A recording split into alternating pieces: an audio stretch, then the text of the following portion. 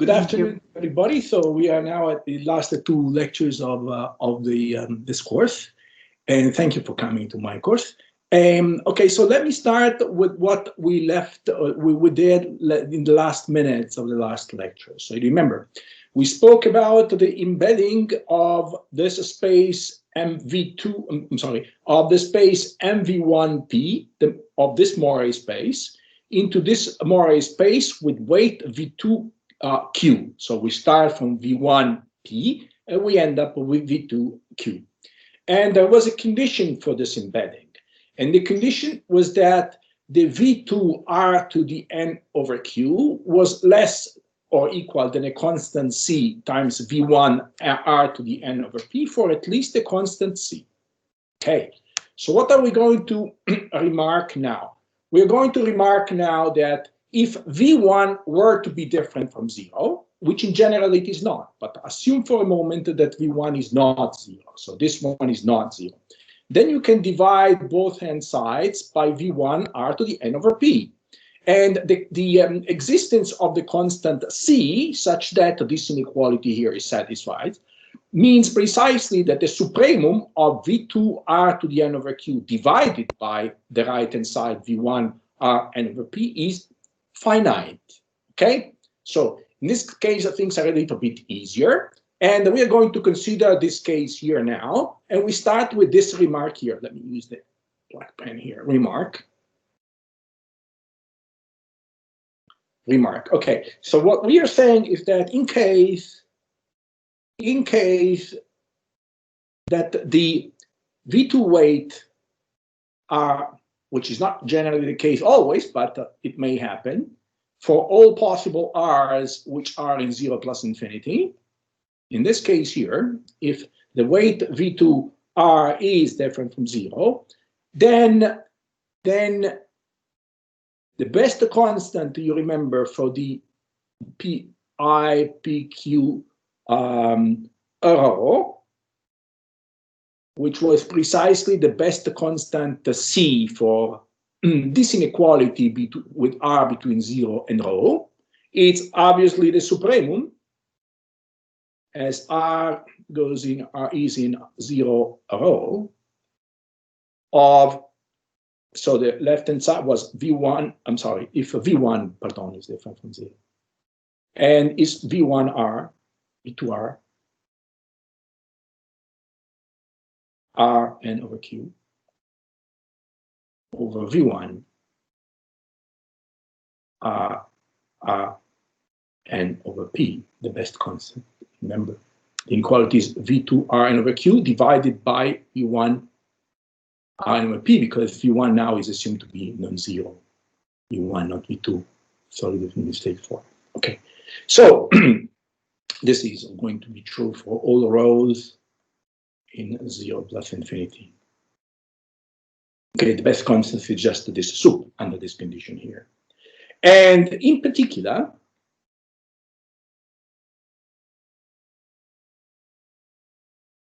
the condition that this is supremum here, precisely the same supremum, just copying.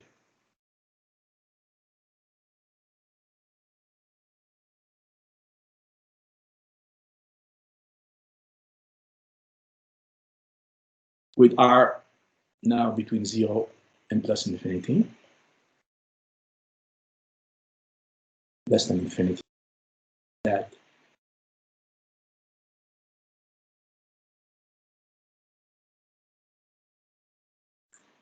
this iota here, PQ, Plato here with the plus infinity, which is equal to this supremum, I don't copy, okay, belongs to I, PQ plus infinity. To the set of constants where the inequality here is satisfied. So here is the 2 and then Q over 1 over P between 0 and plus infinity.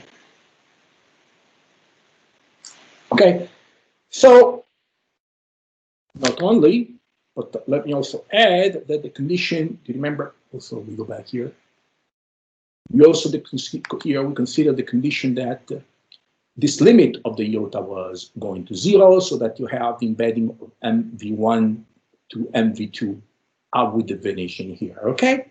So let's also consider, and the condition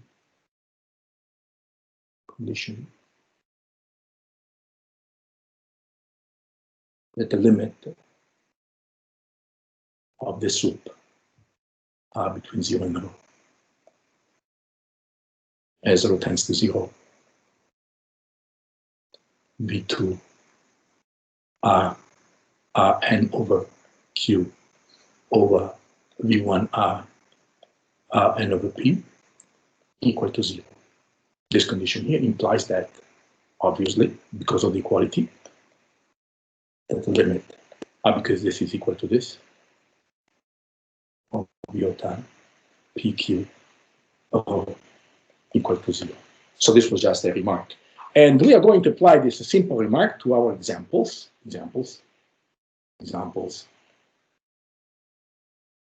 with our preferred weights.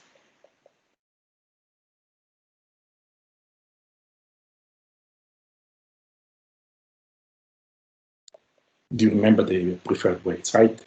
There are w lambda comma rho, r to the minus lambda, and w lambda. These are our preferred weights, right? And let's start with the first one. The first one is this. Okay, so that we fix the rho now, which is between 0 and plus infinity. And if you remember P was greater or equal than Q, I explained yesterday because you needed to take this one. And now I take the new condition, which is lambda minus N over P, greater or equal than mu minus N over Q.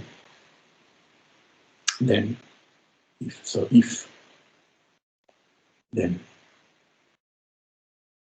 then we have that the Morrey R minus lambda rho P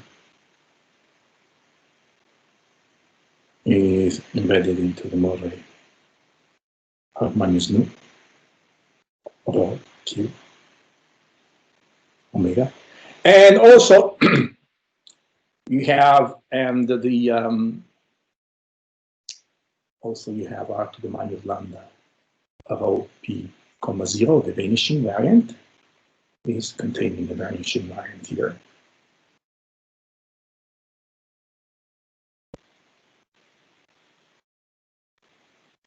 And if we further assume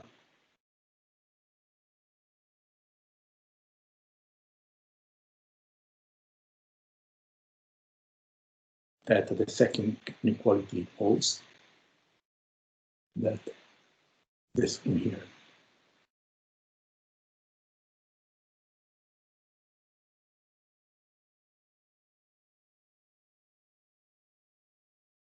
holds strictly,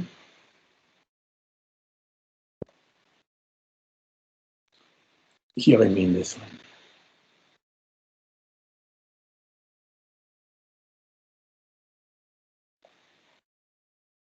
Holds strictly, so here I mean that here is different.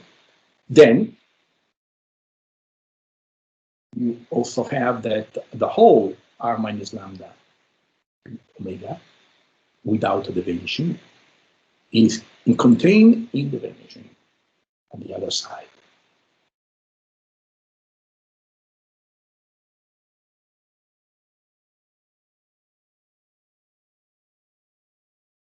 Okay, so let's prove this statement, which is just verifying the conditions of the previous, just an exercise actually. So here we have two weights. We have the weight of V1, which is the W lambda rho. And we have the weight V2, which is the W and rho. You remember this weight. This weight was r to the minus lambda up to rho, and then 0. And this was r to the minus nu, and then a 0. Okay? And then we have the p and the q, of course. And so we have to verify the condition of this statement here. Where was it? Sorry. We have to verify this inequality here, right? Yesterday's inequality. So we start, and you see here it's r between 0 and rho. Yes, but we want to verify the embedding, so we need this one. So this rho here is a plus infinity here. So we want to verify this one for all possible r's. But you remember from your first year of calculus that the behavior of this exponential type function, this power function, was different in case the basis was less than 1 and the basis was greater than 1. If the basis is greater than 1, this power increases with this one. If r is less than 1, then the power decreases with this exponent. So we have to remember this when we verify, okay? And so for this reason, I want to split the discussion into two cases. So I take r between 0 and 1, and then I shall consider the case in which r is greater than 1. Okay, so I start with r less than 1, and of course here I need that r is less than rho, because I want to make the estimate for r less than rho. Why? Because you remember this weight here. This weight here is with this picture here. Maybe it's better with the picture. Up to the point rho is this way, and then it is 0. Do you remember? So I also have to consider the case in which it is r is here and r is here, because the behavior is different. This was r to the minus lambda, or r to the minus nu in the case that instead of lambda you have nu here. So you see that there are two different ways to define it. So for this reason, I have to subdivide the cases. Okay, so I start first with r less than 1 and r less than rho. Well, then we have that the first weight, r to the n over q, n over, sorry, nu, not lambda. This is the v2, n over q. So I am writing v2r n over q. It's equal to what? We are in the case r between 0 and 1. So we are in the case this one. So this is r to the minus nu, r to the n over q. But here r is greater than 1. So if I take a bigger exponent, and you see this is equivalent to 2, let me write it here for you. Minus nu plus n over q, greater or equal than minus lambda plus n over p, right? So this is smaller than this. So here I am increasing the exponent, and the basis r is between 0 and 1. So I reverse so you see the nu is bigger, and we have this inequality, but I reverse the inequality because r is between 0 and 1. Sorry, maybe before I said it the wrong way, but I think you understand. Minus lambda plus n over p. But this is precisely w lambda rho in this comma here, r n over p. So we have verified this inequality here for these r's. And what can we take as a constant c? Here, what do you read? This one less than we could take c equal to 1 here, right? Here we could take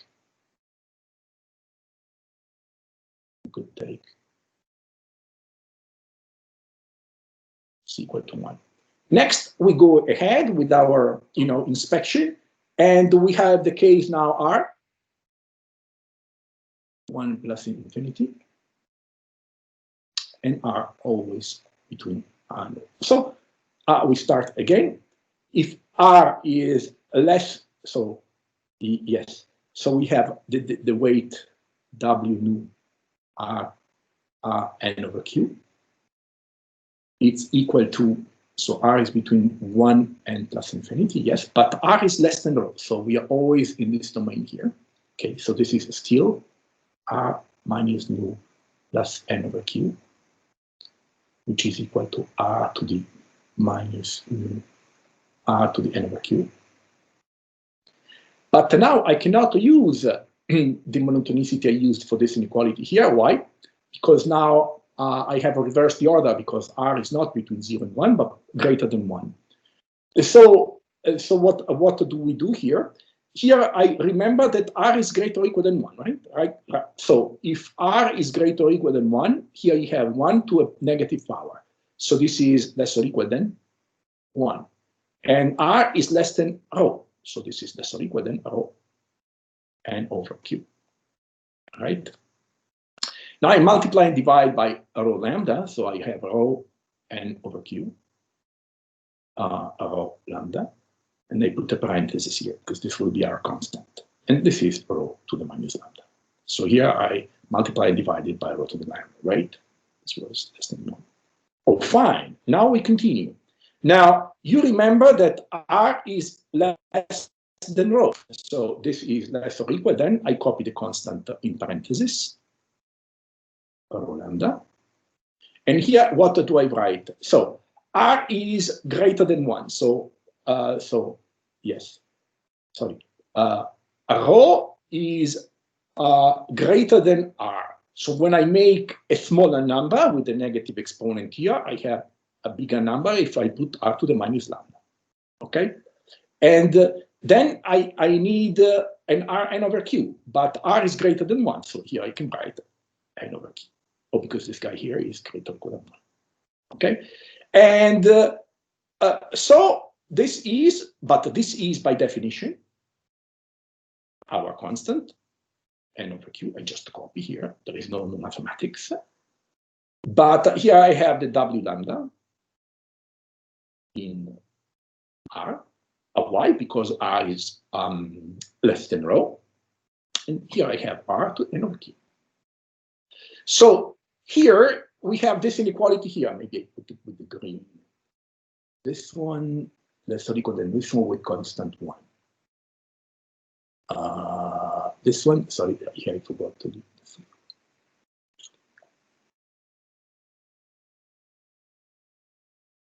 So here I have the constant 1. So takes c equal to 1. Here, c equal to r n over q rho lambda is okay, in order that you have this inequality here. And now the last case. The last case is r, again 1 plus infinity. And I'm sorry, no, I don't need to subdivide here. Simply I treat them all together, because you'll see in a second. I treated before r less than rho. Now I take r greater or equal than rho. I do not care the value of is it bigger or not than 1. No problem, because in any case, the v nu r n over q is going to be equal to 0, because the w lambda weight was 0 beyond rho. And this is equal to w lambda r n over p. And here we could take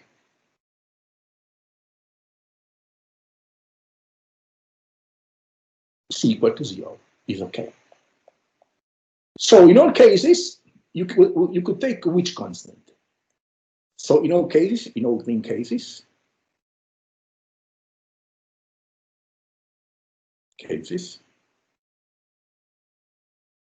we can take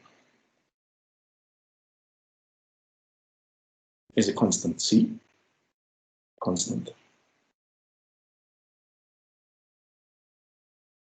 a constant which is bigger than all those constants. So max, first constant was 1, the second constant was rho n over q rho lambda divided by, and the third constant was 0. But at the end of the game, you have 1, right? In conclusion, this constant here belongs to the IP Q. Something. Hence, the statement holds. holds by the previous theorem, embedding theorem.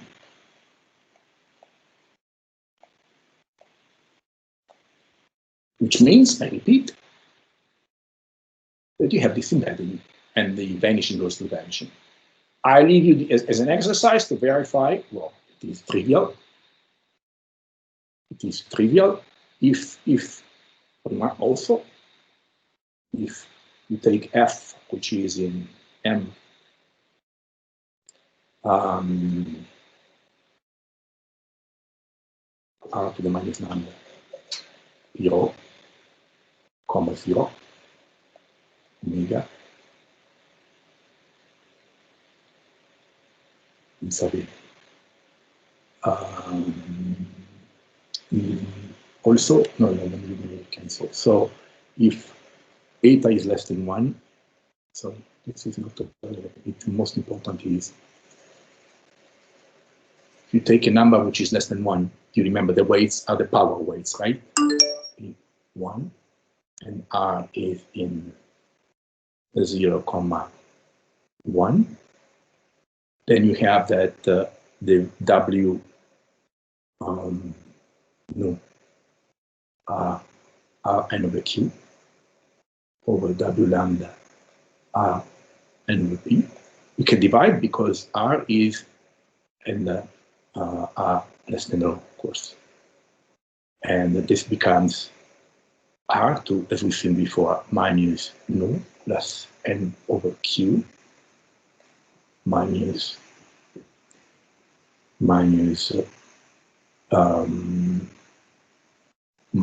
lambda plus n over p. If this guy here is greater than 0, which means the inequality is strict here, this goes to 0 as it goes to 0 as super. Let's do the eta as eta is put super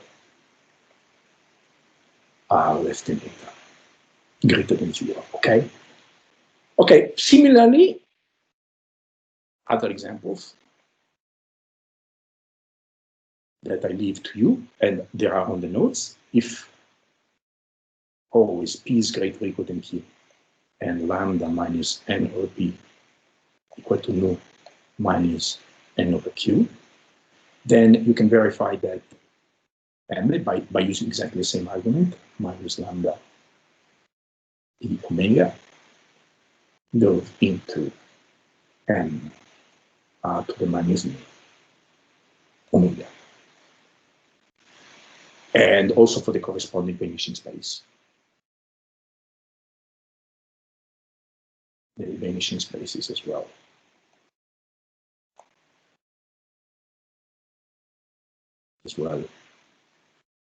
Because for the vanishing spaces, they put the 0 here, you remember. And the last example, or corollary if you prefer, if you take p equal to q, lambda greater than nu, then m lambda p omega is contained in Morrey with exponents nu 0 omega q. Here you remember that this guy was nothing else but m r to the minus lambda p omega intersection of p omega. Or also m w lambda omega, and similarly for the other. Okay, so this is exercise for you with the same argument, precisely the same argument. So I finished with the embeddings, or at least the things that I wanted to say, and now I want to speak about the problem of approximating the divide functions by smooth functions. Okay, I want to say at least a few things about it. So next is going to be modifiers.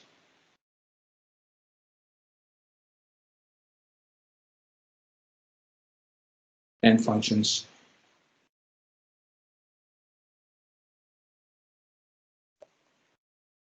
in generalized Morrey spaces.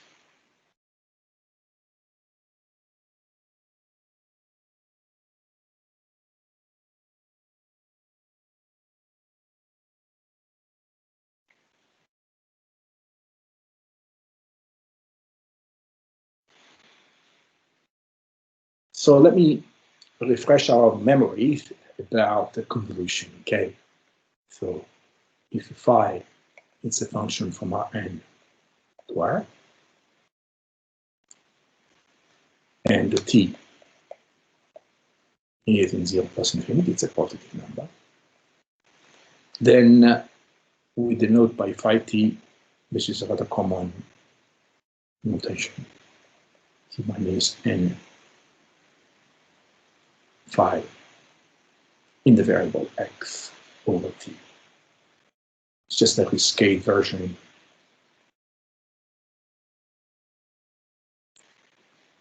And why do we choose this coefficient? Because the homotety would be phi x over t without the t minus n, but let me remind that if phi is integrable, if phi is in L1,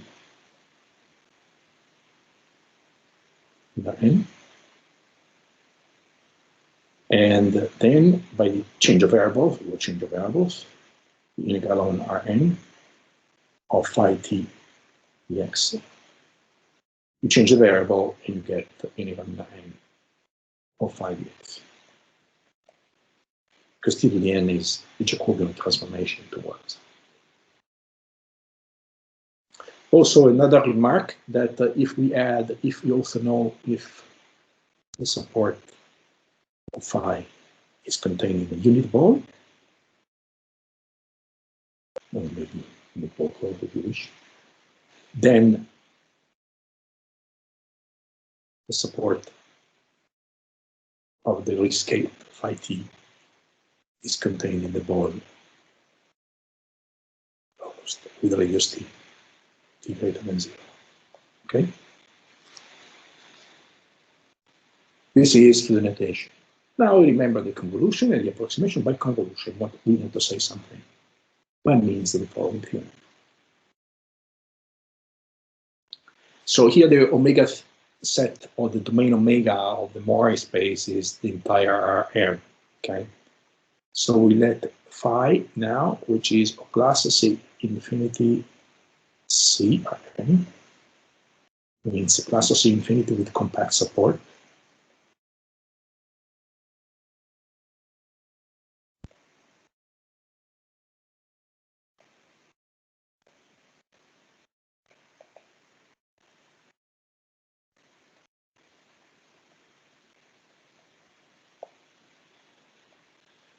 And I want that the integral of phi is equal to 1. And I want to support phi contained in the ball.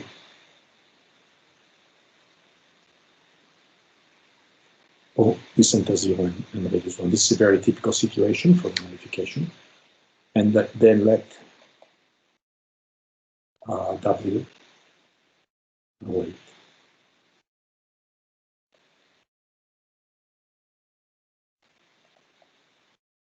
W non-trivial. Non-trivial, I mean, it's not identically equal to 0. If it's identically equal to 0, there's nothing to say in this thing, since everything is trivial. So I want to say the following things. Let P in 1 plus infinity. At this stage, we do not have to exclude plus infinity. If f is a Morrey function with weight W, P n, and epsilon is greater than 0, and the function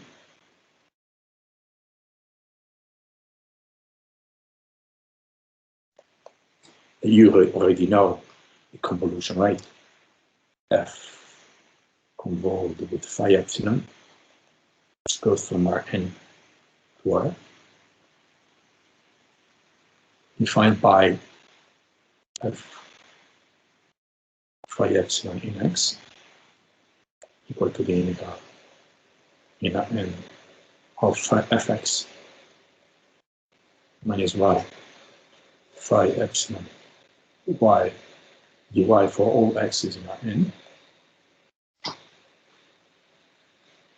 belongs to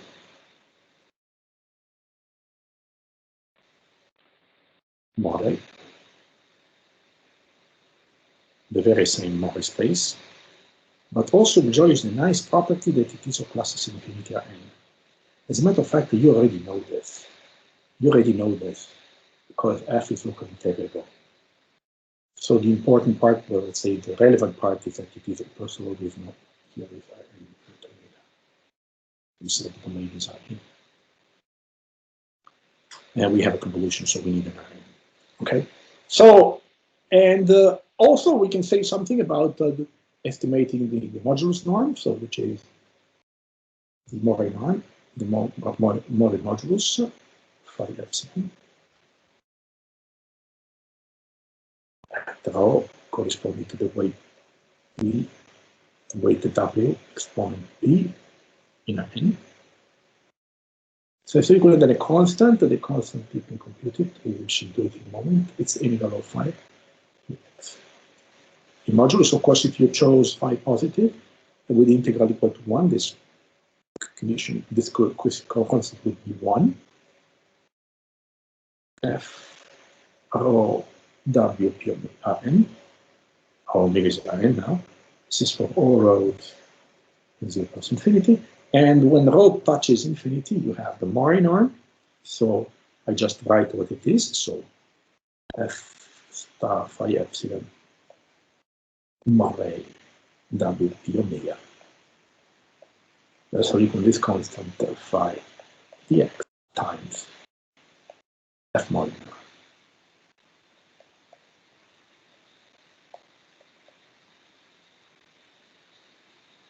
Okay, and this is true for all f.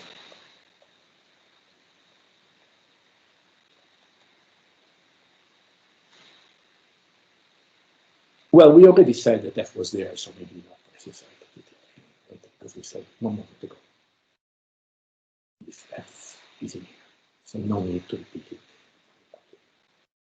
And the second issue, the second point is that again, p is the same.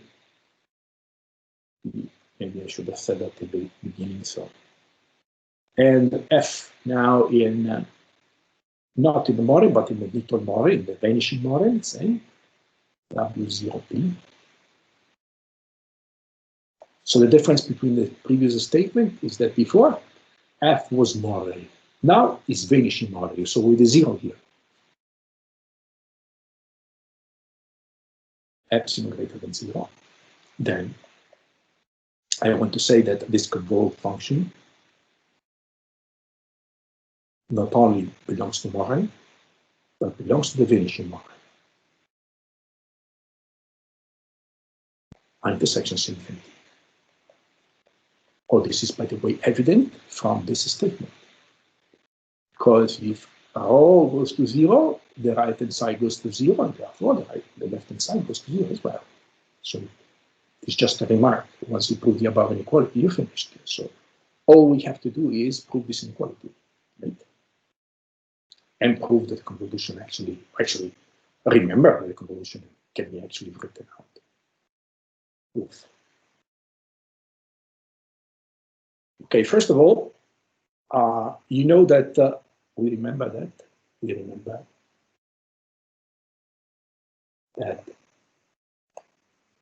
the Morrey WP omega is always contained in LP local.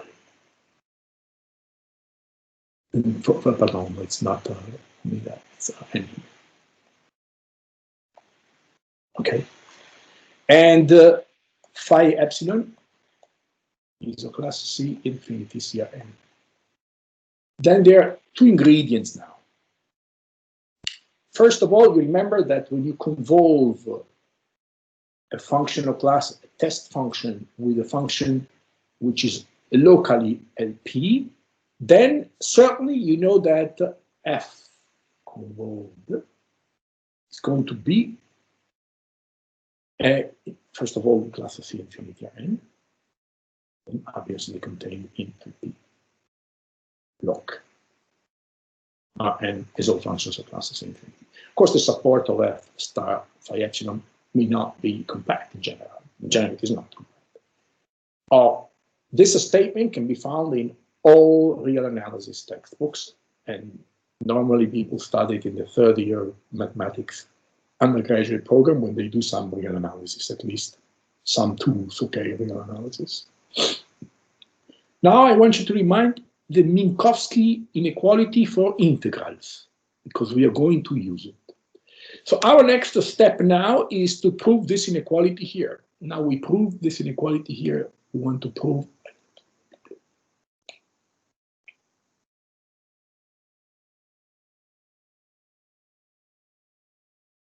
So here we have to estimate a Morrey modulus of f star phi epsilon, okay? Next, we prove the blue inequality. We prove the blue inequality.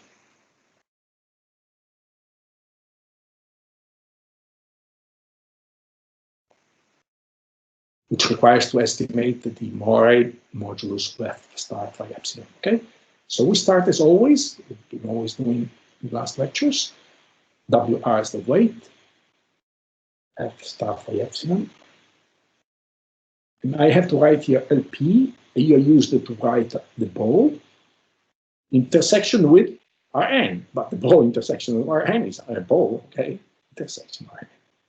A little ridiculous, but in any case, I write it. And this is the ball.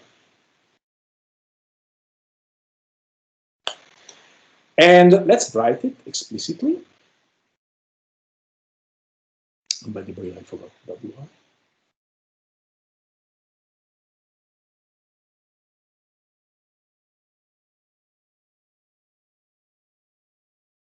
Now I write the convolution. Okay, what do we write? Yeah, it's a variable of the convolution. Let me put the z, for example, okay? Mine is y. I cannot use the x because the x is already employed here, okay?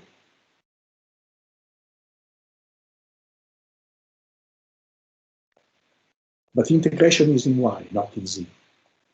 Instead, here, when you take the norm and p in the ball,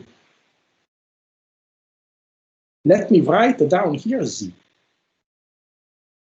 What does this z means? Here it means that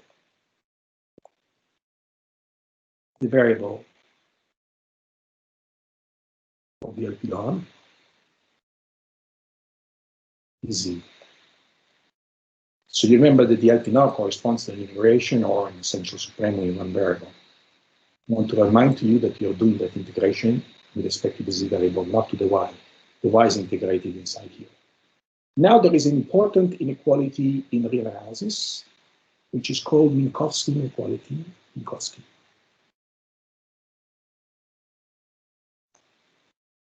Inequality for integrals. Non-trivial important inequality, and as a reference, for reference this inequality, all textbooks of real analysis are okay. So I rewrite WR. And now the inequality says that I can take this norm, which is outside of the integral, inside of the integral.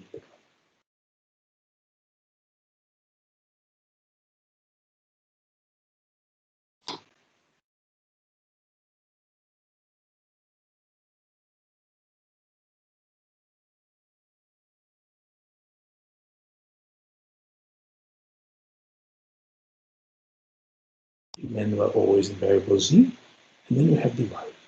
So I repeat, how did I go from here to here? I brought the norm inside of the integral. This is justified by the Minkowski inequality for integrals. This is precisely what the inequality says. But now you see, this norm here is done with the variable z. So for the variable z, the phi epsilon y is just a number. One number for each fixed y. So I can take this out of the norm by putting in the absolute value, right? Oh, also another thing that I want to remember is what? Do you remember that we remarked that phi epsilon y has a compact support included in the ball with center 0 and radius epsilon. So this function here, maybe I write a note. This function here is equal to 0 if y does not belong to the ball B0 epsilon. And we are going to use this fact now, because this means that it can integrate only B0 epsilon. Okay, so let's do all the things that we said. WR B0 epsilon F Z minus Y LB extra invariable V phi epsilon Y dy. So I brought the phi epsilon outside with the modulus, and I remember that this is all 0 outside of the ball. Then let's make some progress. So I can take this out of the integral as long as I take the sup on all possible points of 0 epsilon, right? So WR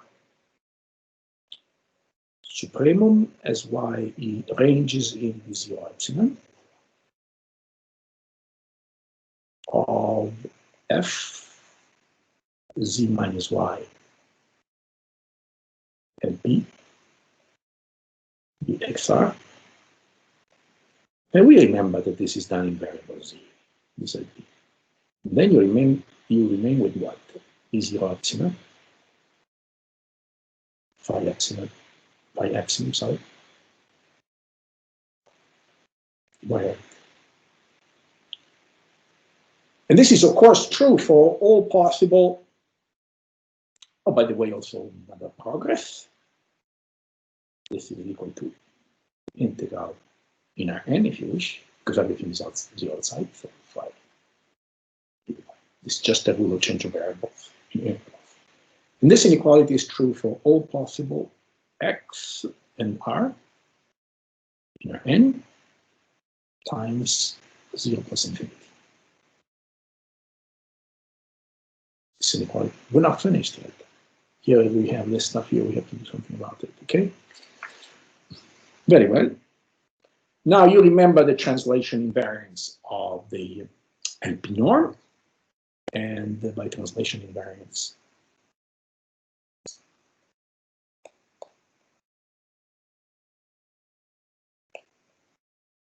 of the LP norm. You have what? You have that the norm of F, what is in here? Z minus Y LP BXR Z. It's equal to the norm of F LP BX minus Y comma R. Right? For all possible x's, Y and R greater than 0. Then let's improve our inequality. So we go back to this. So let's now rewrite this down here so that we have it at our disposal to be used.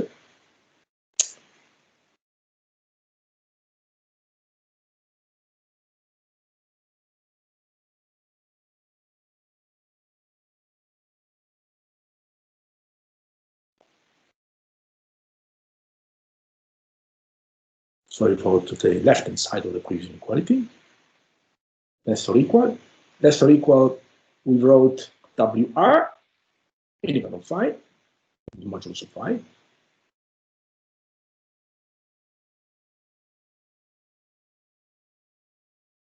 Then what we have?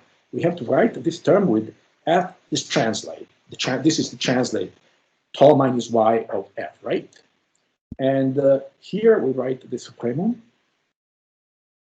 as y belongs to B0R, B0 epsilon, sorry, or what we have here of f and p dx minus y, comma r. Because it was this one, but this one was equal to this one, so we write this one. Let me point out that x minus y is just a possible point of Rn. So this is R, right? And then, as a consequence, WR F LP norm B x minus y, comma R, because now you have to estimate this guy here, right? Oh, this guy here. So it's less or equal than the supremum. I do not want to use x because it's already employed, so I use z, for example, z, comma R in Rn times 0 WR F and B BXR. Oh, which is, by the way, the modulus of F, right? The Morrey modulus. O W E R N. For which x is in a row, for x can stay in Rn where it wants, a y can stay in Rn, and R instead we take it only from 0 to rho. Because we're estimating the modulus with the rho here. So no, we don't need now all the R's. Hence, we go back to this inequality that we wrote, which is precisely this one here. We're just rewriting it in a slightly different form. Oh, actually, let me write even the conclusion. So, remember, our goal was to estimate the f star phi epsilon modulus rho w p omega n. What is this by definition, by the way? This is the supremum as x r ranges in Rn times 0, right? Or what? Or really this?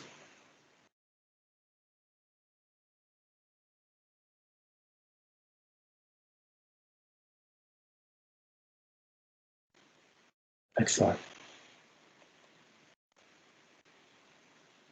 By the way, not to this, but some is this. We're using this one. Now we're going to use this inequality here, okay? This inequality, but then also in the second time the other one, okay? So, but at this step, this stage, only this one, okay? Which is less or equal than supremum XR WR integral of phi modulus d4 times the supremum. Okay, now I should write this is supremum here, right? But this is supremum can be estimated, maybe use the pinky, in terms of, you see here, with the WR,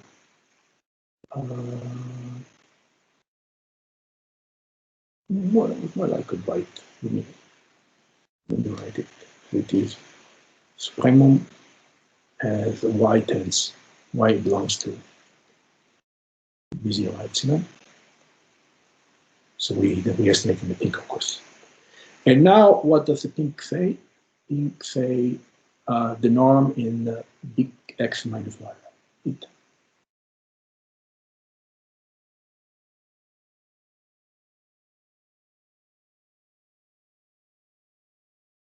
Okay. So we do step by step really. Okay, but now I use this second inequality that allows me, okay, so of course the W now can be brought inside here if I wanted, right? So this is less or equal than. By the way, here I have an integral on n, which is independent of x, is independent of y, so I put it outside. Then I have the supremum as x, r is in Rn times 0 rho. And now I have to estimate what I have here. But what I have here, I have already estimated here. So I open a brace, I repeat. WR times this supremum is estimated by this inequality. So I write at the right-hand side of this inequality. So I use the green one. No, use maybe green. Now I use the green one.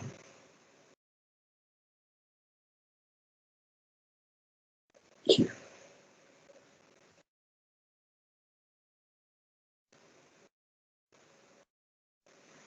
So I copy, right? Supremum of R Z, we said, comma R, inside 0 rho, WR, F, LP, B of ZR, where here is Z, of course.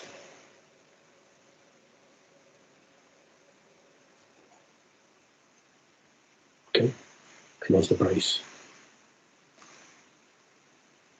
But this is, we pointed out one moment ago, this is just the Helder modulus side, the green one.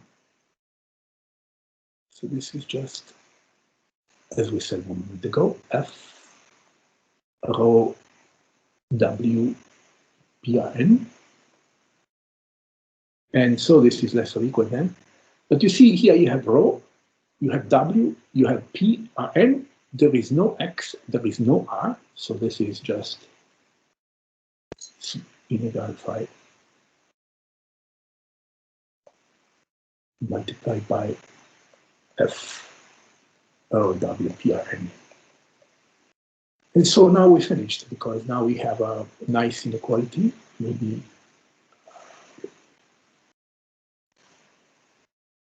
let's do this. And this is what we wanted to prove.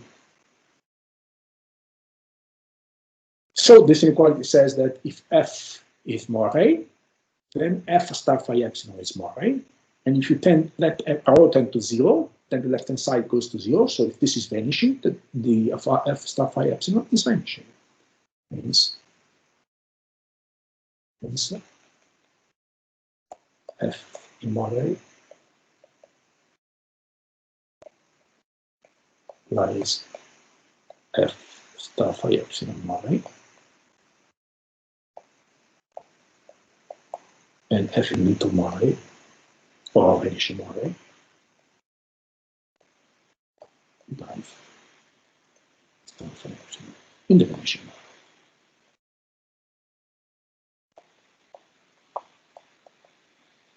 Okay.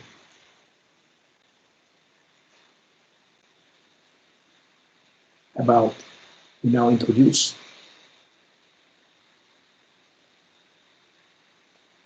at least one example, one class of Morrey functions. It can be approximated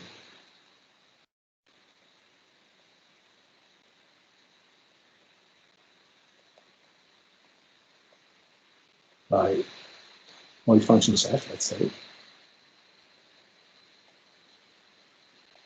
as epsilon tends to 0, like you do for AP, functions in class AP. Okay, there are several classes for which this can be done. And a good reference is the paper for more complete treatment.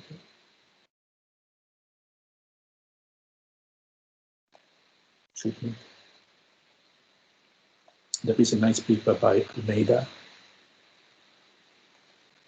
and Stefan Samko. Modulus 2017. It deals with this problem. Okay. By the way, Stefan Samko was also from Boston. Okay. So let's do this. And the class that we will consider the class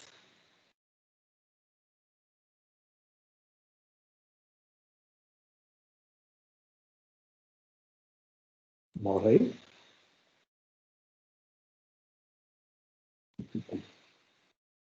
Vanishing.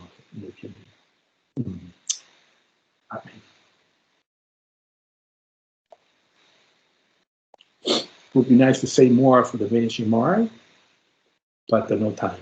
So we do this case in which we also add the condition to be of class LP, which is relevant, for example, in the case of the M lambda, you remember the M lambda P. Of course, having this assumption here makes the things easier. Without this assumption, it makes things more difficult.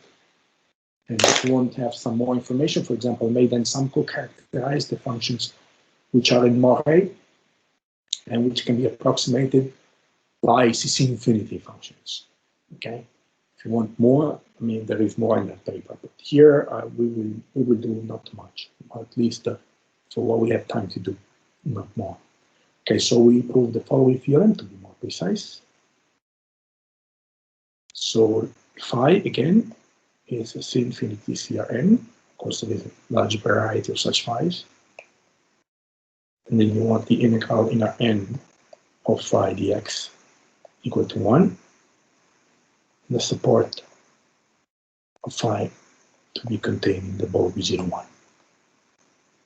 So that the phi epsilon have support in B0 epsilon, okay, as before.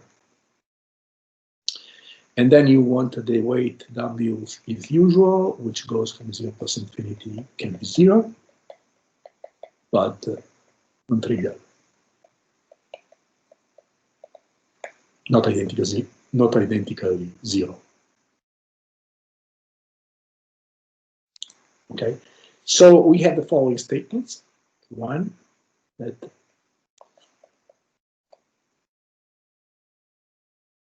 now exclude infinity. And also I want the following condition on the weight to be satisfied. This condition is satisfied for all the weights that our special weights, let's say the examples that we've been using throughout the lectures. So supremum as R between rho and plus infinity of the weight is finite for all rho's in 0 plus infinity.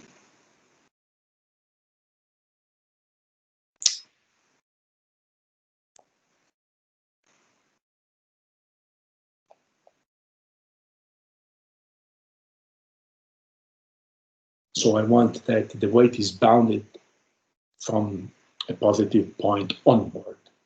But this is okay, for example, if you have the weight r to the minus lambda, the w lambda r, or the w lambda rho r. All the examples we did, they always satisfy such assumption. Okay. So what I want to say is that if we take f, which is in vanishing Morrey,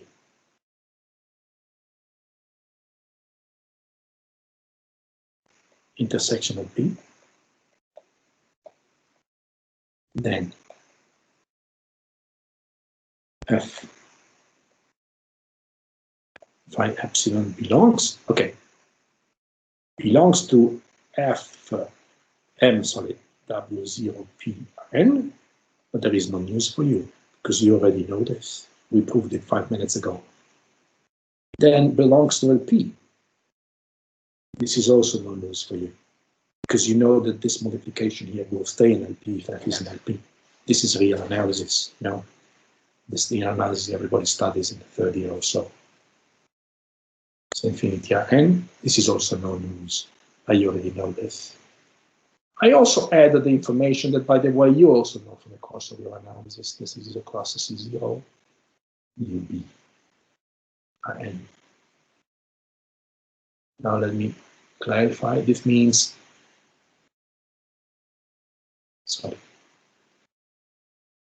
uniformly continuous and bounded.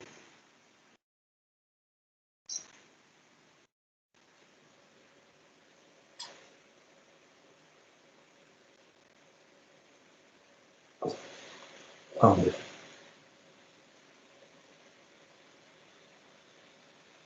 So to state this, we don't need anything to prove anything. We already know everything. You're right. Maybe some remark about this one, but this is just real analysis, of course. But the important thing that we have to prove now is that the limit, as epsilon tends to 0, of the small affine family equals f in the space little Morrey intersection of the Rn. No problem for the Rn part. The Morrey part is now the important part, what we have to prove.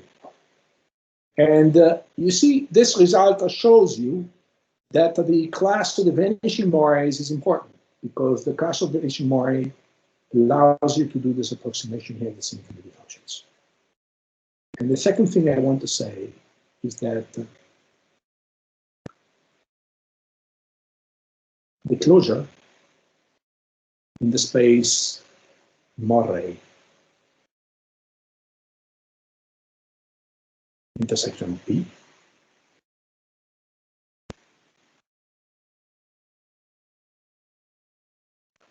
of the functions which are little Morrey, vanishing Morrey, little or vanishing is the same.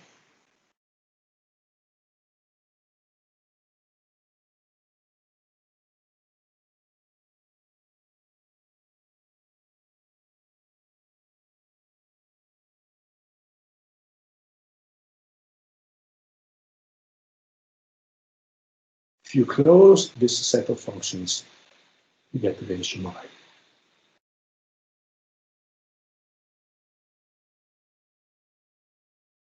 Intersection of P.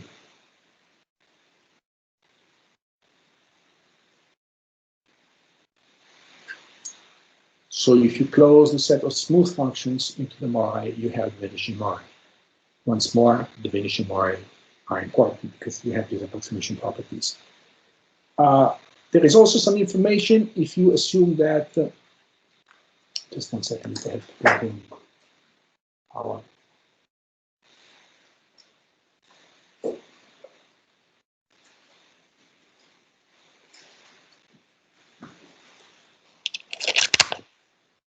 There is also some extra information in case you further assume, oh, I don't put this ahead of time.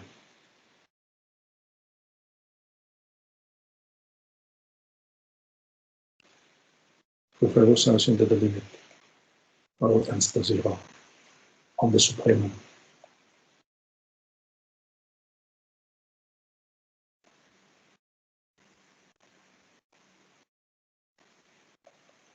Equal to 0. Then we also have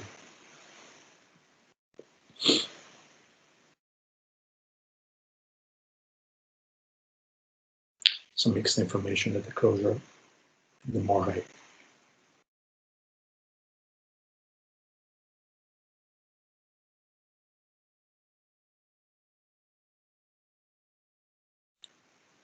This whole space. Maybe I write the dots to mean this because I don't want to repeat it. Equal to the closure of in the Morrey. WP. On what of Morrey?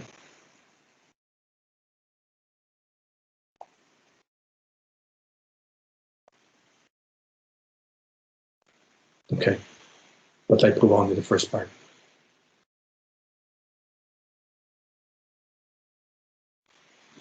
Okay, so let me say something that you already know.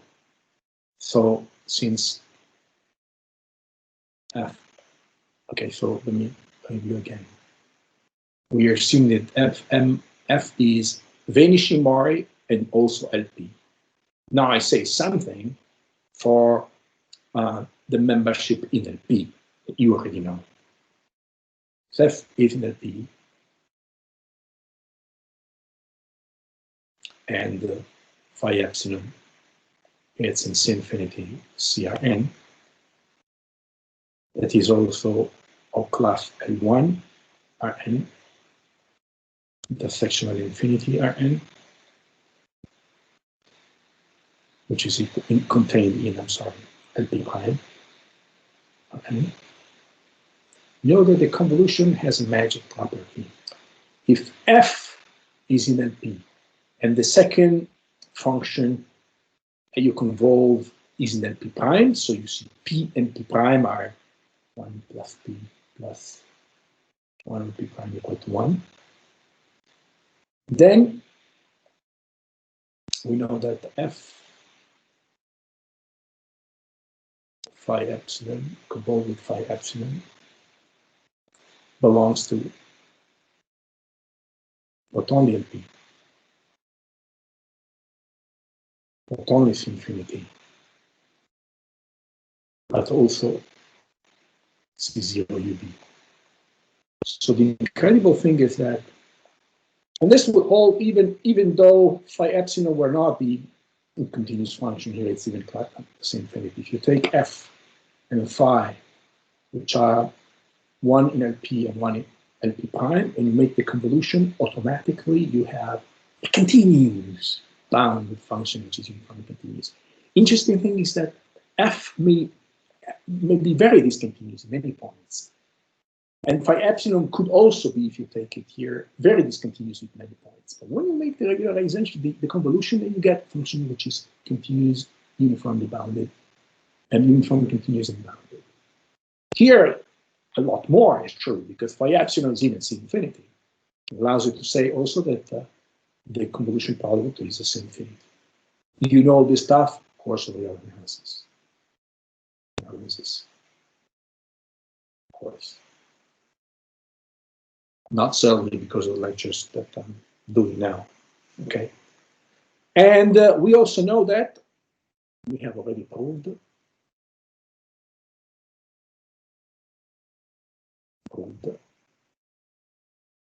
that f star phi epsilon is actually in the little Morrey.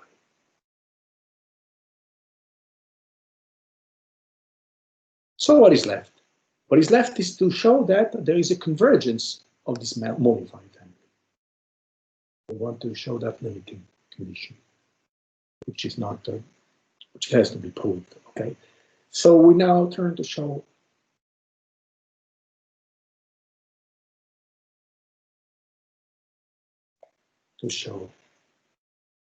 that f convolved with phi epsilon converges to f in Morrey. No, actually, not intersection LP. But the LP part, you already know.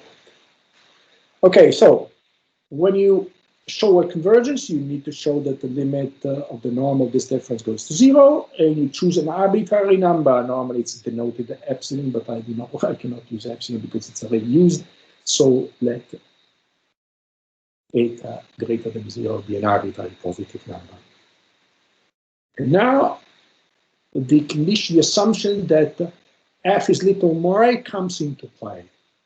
Since f is little Morrey, or vanishing Morrey,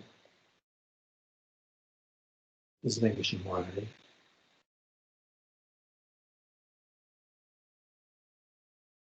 there exists rho eta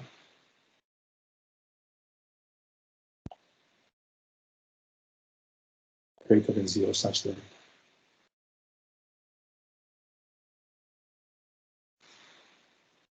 f of a rho WPRN is equal to eta 1 plus phi dx minus 1 for all rows in 0 rho eta. Now let me clarify why this constant. This is because I need, you see, a fraction of eta. You say, why this constant? And you will see in a moment. You see, before I came to lecture, I already did the computation and I verified that this is okay. I hope it's going to be okay. If not, we take a small one. But this is just a fraction of eta. and it looks like the fraction is okay. Now, okay, now we would verify why. And what's important here that I'm saying is that this modulus is small as long as I take rho small. And this means that why can I say this? I can say this because f is in vanishing Morrey. If f is not in vanishing Morrey, this is not okay, and the entire proof would not go through. Okay, so now we estimate as usual, as we've always been done in this lecture, WR, we estimate in Morrey norm, f minus f star phi epsilon, LP, XR. Okay, and I have to estimate this supremum when x is in Rn. And you remember when rho is in 0 plus infinity, I'm sorry, r is in 0. R is in 0, comma, plus infinity. And I decided to do it by splitting it in two cases. First, we consider the case in which r is between 0 and rho eta. Maybe open here. Next, we will have to consider the case in which r is greater or equal than rho eta. And why do I want to make the distinction between these two cases? Oh, because for rho between 0 and rho eta, I have this nice information here that I'm going to use in a few seconds. The estimation of this difference here is very crude, in the sense that I use the triangular inequality, saying that the norm of f minus f star phi epsilon is less or equal than the norm of f, plus the norm of f star phi epsilon. So very crude estimate. And let me do it. The supremum as x comma r is in Rn times 0 rho eta of the first summand, which is f, plus the second one.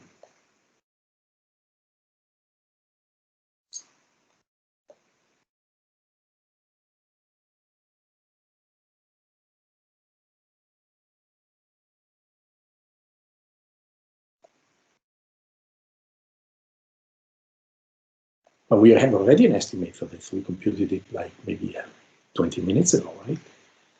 And so this is less or equal than, by the way, this is just the modulus of f, but here with the eta. Plus, do you remember the estimate here? Integral of 5 times f. But here you have rho eta double p Rn. Now you collect the f w p Rn, and 1 plus integral in Rn, modulus of 5 dy. But you remember that our choice was that this guy here was less than eta times 1 over. Now you understand why. So we put in. Okay. So we have estimated what? We have estimated the supremum when r is in between 0 and rho eta. We are left with the estimation in case r is greater than rho eta, right?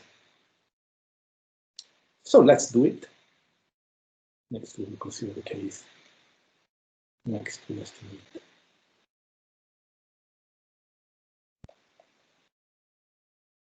the supremum. So x remains in Rn. But r, so f remains in Rn. And r goes greater or equal than rho eta. WR f minus f star phi epsilon at b xr. Okay, and now we use our assumption. The assumption, remember that the W was bounded, the weight was bounded beyond any positive number. So we have, I can write here supremum of W in the interval rho eta plus infinity. It will be a number, I don't care which one.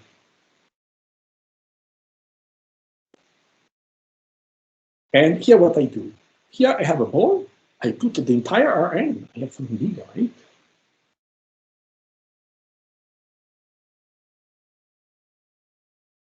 But now you remember the properties, the elementary properties of the convolution. And now we remember that, remember from the analysis course.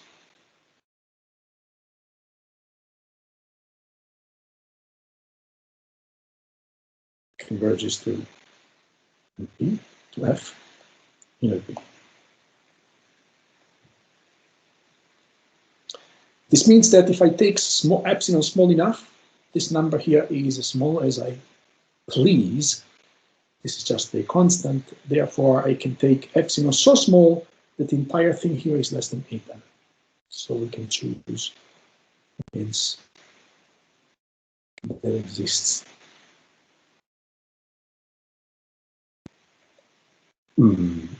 What do you say? Let's just say epsilon eta, such that if epsilon is less than epsilon eta, this implies that this supremum, which is just a number, WR, in rho eta plus infinity, times F minus F star phi epsilon at B N is less or equal than eta. Right? Hence,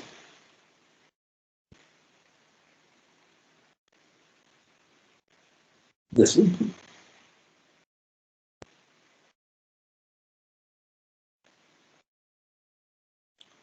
times rho eta plus infinity WR F minus F star phi epsilon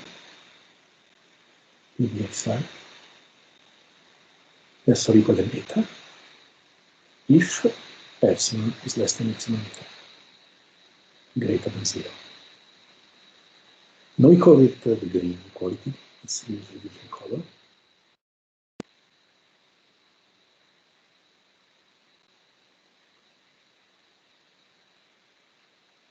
So the green estimates for the radius greater than rho over eta, and the blue one instead estimates when r is between 0 and rho eta.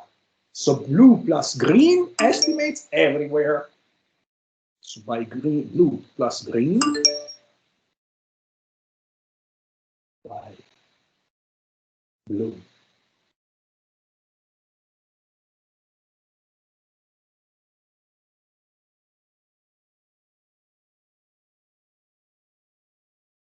green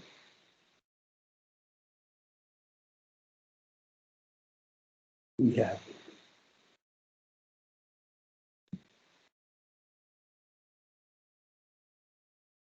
the supremum x comma r. Now in our x is in our n as always, but look, the rho now goes from 0 plus infinity. No matter if it's smaller than rho eta or greater than rho eta. Minus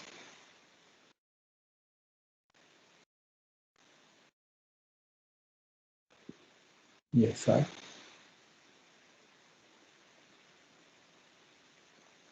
Let's calculate eta. See, let's go back to the blue. You see, for the blue, there was no restriction on it, on epsilon. Remember, no restriction whatsoever.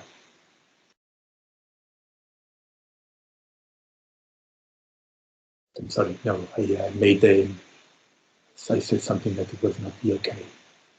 So, okay, rho eta depended exclusively from this, and I estimated this, yes, independently of the epsilon, sorry. So let me write it also here for A. So here we have for epsilon between 0 and epsilon. because the green one requires it. But saying that for an arbitrary eta, this is the minor.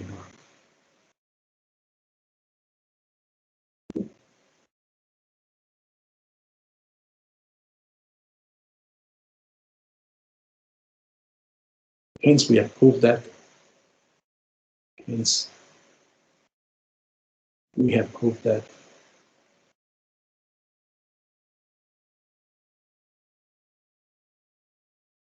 the limit epsilon tends to 0, f minus f star phi epsilon Morrey equal to 0. This is precisely what we wanted to prove. Oh, let's see some corollaries of this stuff. Corollary.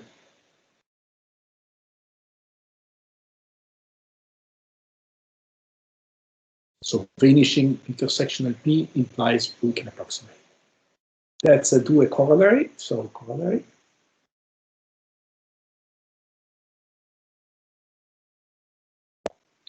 Again, take phi as above.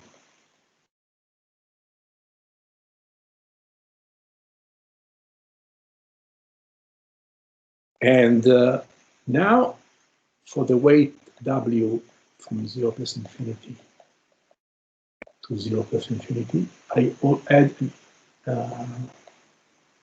non-trivial. I added that eta W. Do you remember eta W? Eta W was the infimum of W. This has to be greater than 0 in this corollary. And then we have the following phi. If f is in the vanishing Morrey, PRN, epsilon greater than 0 implies that the convolution of star phi epsilon belongs to the vanishing Morrey too.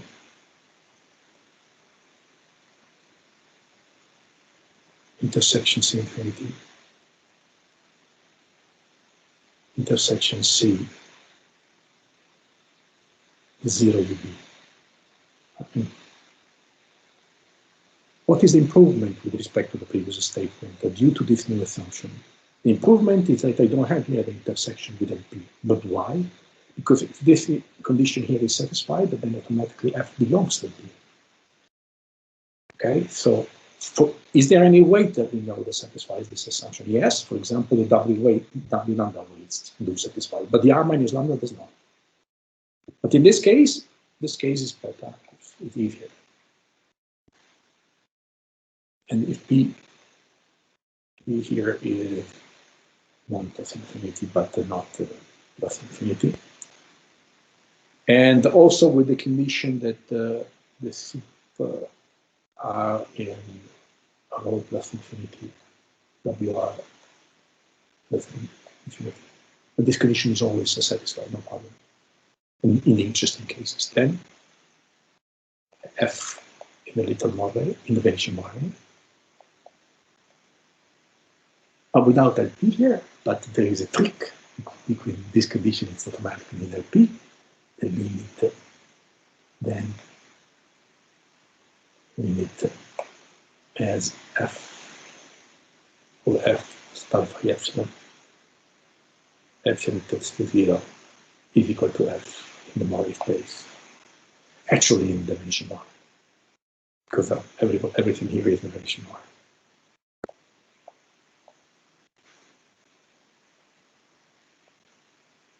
And as a consequence of this fact,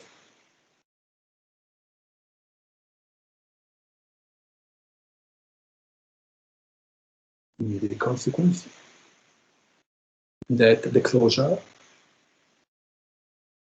in the space of Morrey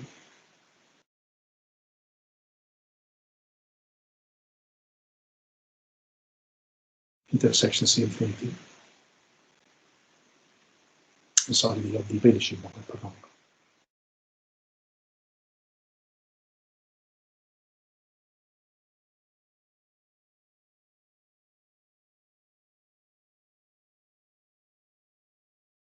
Rn intersection C0UB over n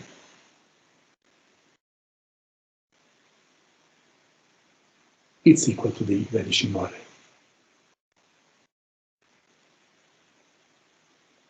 So in this condition, you can really see that the vanishing Morrey is precisely the closure of the C-infinity functions with this. That's just as assumptions. Again, shows the importance of the vanishing Morrey. Okay, so this, and as an exercise, instead I want to make an extra comment. I still have 4 minutes, since I have time, on the previous statement. So since we have at least 4 minutes, I want to prove this, maybe not yellow, let me give you another color, pink. You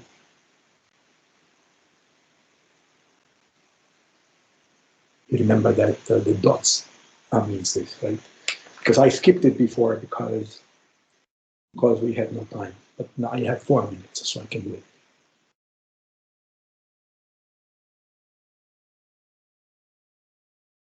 So here I give it as an exercise because it's less important. Proof. Exercise. Remember that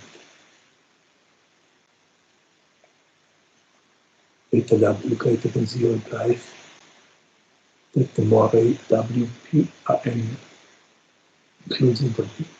With this we do it. Finally,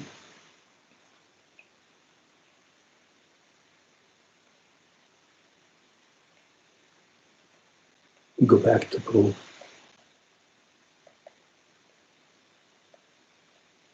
the pink inclusion.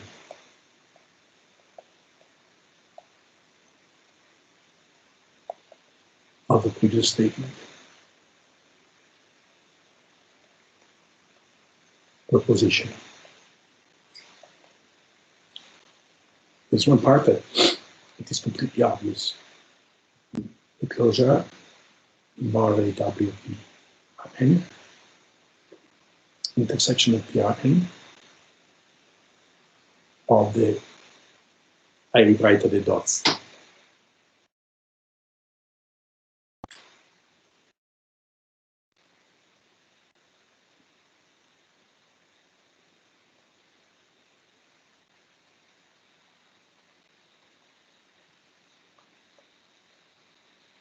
Obviously, this is obvious, because this is smaller than what I have to, okay, then WP intersection of P. This is, remember, it is closed. We proved it. So if you take this smaller set and you close it in a closed set, then obviously you have the inclusion. On the other hand, if F belongs to this Morrey vanishing, then we use this important property.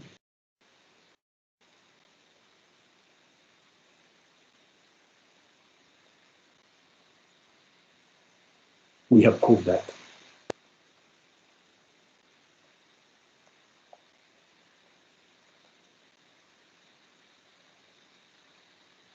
We have proved it.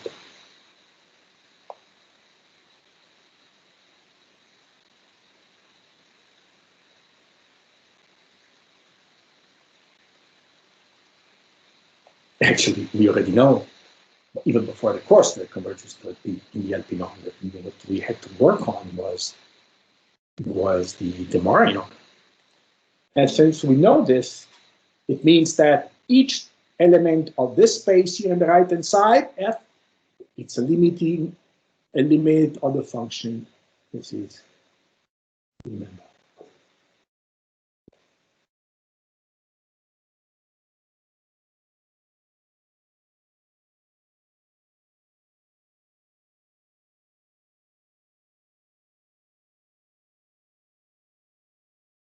Implies F belongs to the closure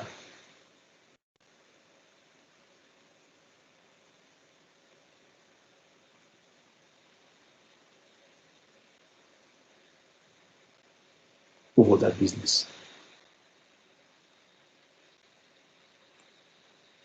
Okay, so now it's 3:30, so I get Italian time, so it means 5:30 time in Rostov. So I guess my lecture is over, and also my lectures, plural. So I thank you everybody for coming to my lectures. So do you have any question or remark?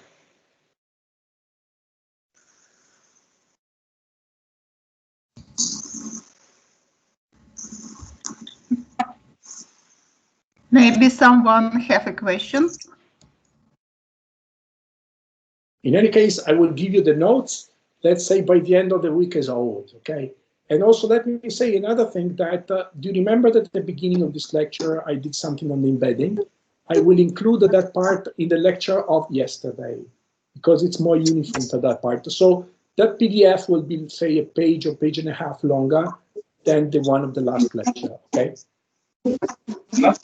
Well, thank you, Massimo. Okay. Yes. Thank you. I just managed to connect to the. I have a very bad internet connection, but well, I managed to connect to thank you again for your nice lectures. And of course, we will distribute your lectures among students. And if there will be any questions, we will communicate with you on the issue of these questions. Thank you very much. Thank you. Thank you, Professor Completeness. So we'll get into Thank you. Thank you very much, Professor Massimo, for your great lectures. Thank you for thank you very much again. Olga Alexandrovna. Yes? Yes. Okay. Olga. Olga Alexandrovna. Okay. All right. And also, thanks to anyone who attended these lectures. Thanks to the students. Okay. Bye, bye, bye. Keep in touch. Thank you. Thank you. Hope to see you in Padova sometime. All of you. See you. Better times without copy. Okay. Bye, bye, bye, bye.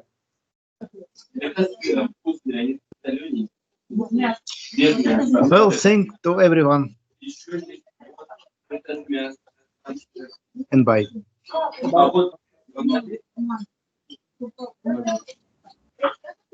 Bye.